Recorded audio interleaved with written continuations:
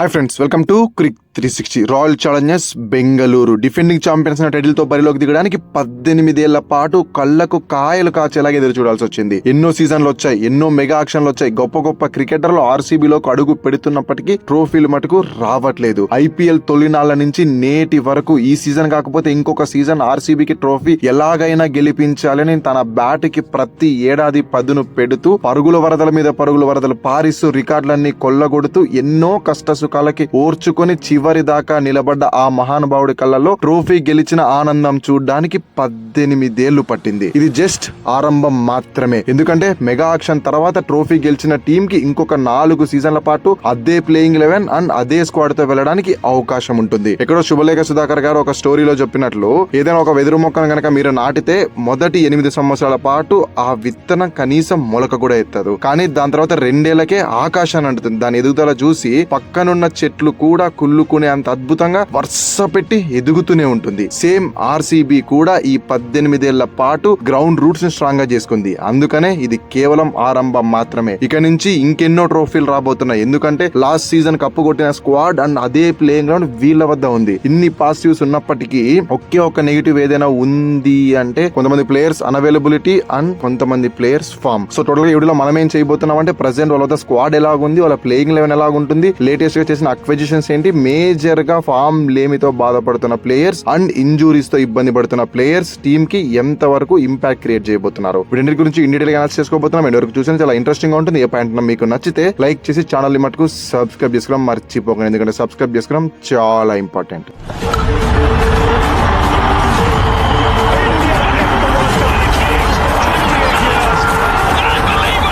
First things first, last season royal Challengers Bengaluru performance ఎలా ఉంది అంటే ఇంకొక 100 ఏళ్ల పాటు గుర్తు పెట్టుకునే విధంగా ఉంది. 14 మ్యాచ్లో కేవలం 4 మ్యాచ్లు మాత్రమే ఓడిపోయి టాప్ 2 లో ఫినిష్ చేసి క్వాలిఫైర్ 1 కూడా గెలిచేసి ఫైనల్లో పంజాబ్ కింగ్స్ ను మట్టి కరిపించి విజయకేతనం ఎగరవేసింది. అటువంటి టీం పర్ఫార్మెన్స్ గురించి ఒక వీడియోనే చేసేసుకోవచ్చు. అందుకని సింపుల్ గా చెప్పాలి అంటే లాస్ట్ ఇయర్ టైటిల్ విన్నర్స్. ఇక ఆ సీజన్ నుంచి పాజిటివిటీస్ ఏం తీసుకోవాలి అంటే ట్రోఫీనే ఉంది కదా, అంతకన్నా పెద్ద పాజిటివిటీ ఏంటి? అదే ఇండివిజువల్ పర్ఫార్మెన్సెస్ తీసుకుంటే విరాట్ కోహ్లీ మరొకసారి టాప్ 5 రన్ గెటర్స్ లో నిలిచాడు. అండ్ దాంతో పాటు ఫిలిప్ సాల్ట్ కూడా 185 స్ట్రైక్ రేట్ తో 403 రన్స్ స్కోర్ చేశాడు. ఇక మిడిల్ ఆర్డర్ లో ప్రతి మ్యాచ్ లోను టీమ్ డేవిడ్ బ్యాట్ నుంచి రన్స్ వచ్చాయి. అండ్ మీరు గుర్తుపెట్టుకోవాల్సింది ఏంటి అంటే టాప్ 2 బాటం ఏ బ్యాటర్ ని తీసుకున్నా కూడా ప్రతి ఒక్కరు ఏదో ఒక మ్యాచ్ లో 50 రన్స్ స్కోర్ చేశారు. అండ్ విన్నింగ్ మూమెంట్స్ ని వాళ్ళ దగ్గరుండి ఫినిష్ చేసి ప్లేయర్ ఆఫ్ ది మ్యాచెస్ కూడా నిలిచారు. ఒక స్టార్ట్ ఏంటి అంటే లాస్ట్ సీజన్ వాళ్ళు ఫైనల్ ఆడారు కదా, అందులో 11 మంది ఉంటే 9 మంది ఏదో ఒక సమయంలో ప్లేయర్ ఆఫ్ ది మ్యాచ్ గెలిచిన వాళ్ళే ఆ ఏడాది ఆ టీమ్ లో ఉండినారంటే మీరే అర్థం చేసుకోండి ఎంత కన్సిస్టెంట్ గా ఇండివిజువల్ పర్ఫార్మెన్సెస్ కూడా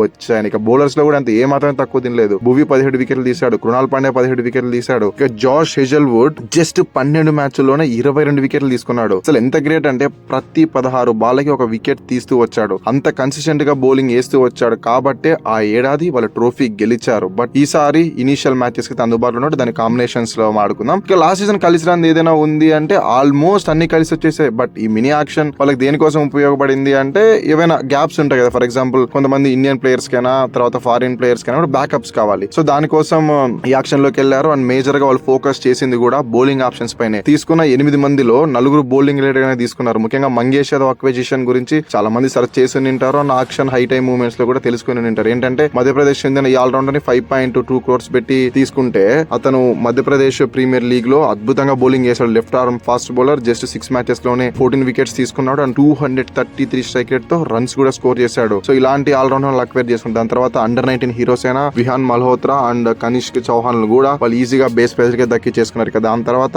పేస్ బౌలింగ్ ని మరింత స్ట్రెంథెన్ చేసుకోవడానికి జేకబ్ డఫిన్ కూడా బేస్ ప్రైజ్ కి తీసుకున్నారు. ఇక సూపర్ అక్విజిషన్ ఏంటి అంటే లాస్ట్ టైం మెగా ఆక్షన్ లో పర్సు వేస్ట్ చేయడానికి అక్కడ వెంకటేష్ అయ్యర్ కోసం తీవ్రంగా ప్రయత్నించి మరి కేకేఆర్ బొక్క పెట్టారు. బట్ ఈసారి మటుకు ఆర్సీబీ చాలా సింపుల్ గానే 7 crores కి వెంకటేష్ అయ్యర్ కూడా దక్కించేసుకుంది. అండ్ దాంతో పాటు ఫిలిప్ సాల్ట్ కి బ్యాకప్ కింద జార్డన్ కాక్స్ తీసుకుంది. సో ఇలా అవుట్ అండ్ అవుట్ మొత్తంగానే వాళ్ళు బ్యాకప్స్ కోసమే వెళ్ళారు. ఎందుకంటే లాస్ట్ సీజన్ లో మొత్తం వర్కౌట్ అయిపోయింది. ప్రతి ఒక్క ప్లేయర్ ఫామ్ లో ఉన్నాడు. అండ్ దాని తర్వాత కొంతమంది ప్లేయర్స్ ఇంజురీస్ వల్ల అన్అవైలబుల్ గా లేకపోయినా వాళ్ళకి రీప్లేస్మెంట్స్ గా వచ్చిన వాళ్ళు కూడా అద్భుతంగా పర్ఫార్మెన్స్ ఇచ్చారు. సో దాని వల్ల వాళ్ళు పెద్దగా మినీ యాక్షన్ కోసం వర్కౌట్ చేసి లేదంటే లేదంటే ఈసారి 2026 IPL కోసం ఇలాంటి ప్లేయింగ్ పెద్దగా వాళ్ళు ఆలోచించాల్సిన అక్కరైతే లేదు. ఎందుకంటే వాళ్ళు మొత్తం 25 మ్యాన్ స్క్వాడ్ లో 8 మెంబర్స్ రిలీజ్ చేసి 17 ఆ కోర్ టీమ్ అయితే అలాగే రిటైన్ చేసుకున్నారు. అండ్ ఈ కొత్త అక్విజిషన్స్ కూడా జస్ట్ బ్యాకప్స్ లాగే ఉంటాయి తప్ప పెద్దగా స్క్వాడ్ అయితే ఏం ఇంపాక్ట్ చేయ.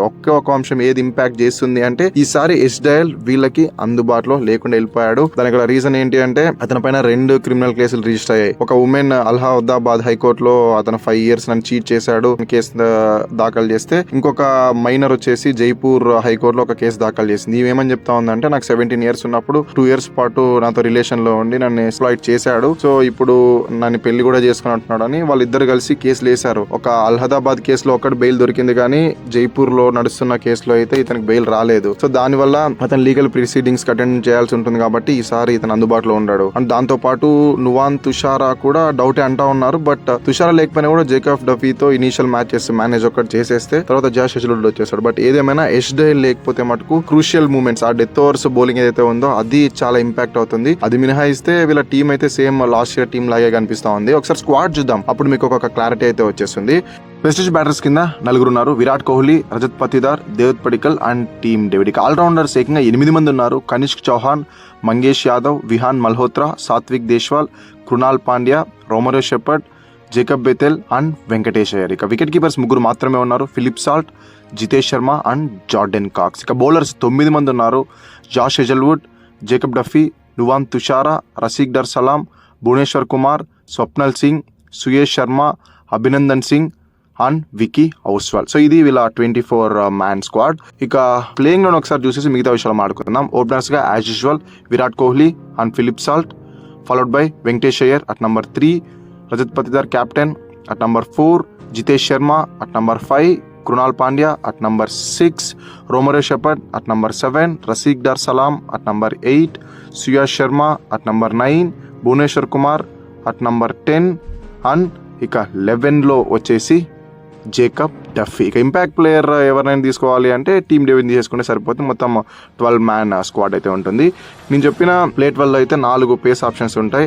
Bhubaneswar Kumar, Rasikh Dar Salam, Romario Shepherd and Jacob Duffy.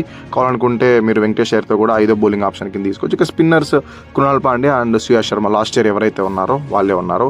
So పెద్దగా చెప్పాల్సిన అవసరం ఏం లేదు ఈ ప్లేయింగ్ గురించి, ఎందుకంటే top to bottom full strong గానే కనిపిస్తా ఉంది. అందరికందరూ ఫామ్ లోనే ఉన్నాడు. ఒక ఫిలిప్ సాల్ట్ ఒకటిసారి T20 వరల్డ్ కప్ లో ఆశించిన మేర అతను బ్యాట్ నుంచి రన్స్ రాలేదు. లాస్ట్ సీజన్ లో కూడా అంతే 403 రన్స్ చేశాడు కానీ but middle of the matches లో కాస్త ఇన్కన్సిస్టెన్సీ ఉంది. దాని కనుక అతను సెట్ చేసుకుంటే టాప్ ఆర్డర్ లో ఇంకా ఏ ప్రాబ్లమ్స్ అయితే ఏం లేవు. ఇక దాని తర్వాత బౌలింగ్ అటాక్ లో కూడా అదే ప్రాబ్లమ్ చెప్పా కదా, ఎస్డైల్ లేకపోతే కనుక ఆ డెత్ ఓవర్స్ లో కొంచెం ఇబ్బంది పడతారు. బట్ ప్రాపర్ గా యూజ్ చేసుకొని first 4 overs Bhuvneshwar Kumar and Hazlewood వచ్చాక హెజల్వుడ్ తో ఇచ్చేసి లాస్ట్ 4 overs కూడా వీళ్ళ ఇద్దరితోనే ఇచ్చేసి మేనేజ్ కనుక ప్రాపర్ గా చేస్తే సరిపోతుంది. మిడిల్ ఓవర్స్ లో కావాలనుకుంటే స్పిన్నర్స్ అండ్ రోమరో షెపర్డ్ తర్వాత రసీక్ దర్ సలాం మెల్లగా ఉండనే ఉంటారు కాబట్టి బౌలింగ్ ఆప్షన్స్ హెవీగా ఉన్నాయి కాబట్టి మేనేజ్ చేసేయచ్చు. అండ్ ఆ పవర్ ప్లే డెత్ ఓవర్స్ మటుకు కరెక్ట్ గా ఓవర్స్ క్యాలిక్యులేట్ చేసి వాళ్ళు బౌలింగ్ వేయాల్సి ఉంటుంది. మిడిల్ లో టెంప్ట్ అయ్యి హెజల్వుడ్ తోనో భువనేశ్వర్ తోనో ఎవరో ఒకరితో ఒక ఓవర్ కనుక మిడిల్ ఆఫ్ ది ఓవర్స్ లో వేస్ట్ చేస్తే డెత్ ఓవర్స్ కష్టంగా మారిపోతుంది. బ్యాకప్ గా ఎస్డైల్ ఉండడు కాబట్టి ఇది మినహాయిస్తే పదే చెప్తున్నాను, out and out playing 11 super strong గా ఉంది. ఇంకొక ట్రోఫీ లోడింగ్ అంటే ఆబ్వియస్లీ, ఎందుకంటే same squad and same playing 11 కాబట్టి. సో ఇది నా పర్సనల్ ఒపీనియన్. మీ ఒపీనియన్ కింద కామెంట్ తెలియజేయండి. మన నెక్స్ట్ లో అందరికి సెలవు. Thank you so much watching this video. అన్నట్టు వీడియో నచ్చితే లైక్ చేసి ఛానల్ మటుకు సబ్స్క్రైబ్ చేసుకోవడం మర్చిపోకండి, ఎందుకంటే సబ్స్క్రైబ్ చేసుకోవడం చాలా ఇంపార్టెంట్.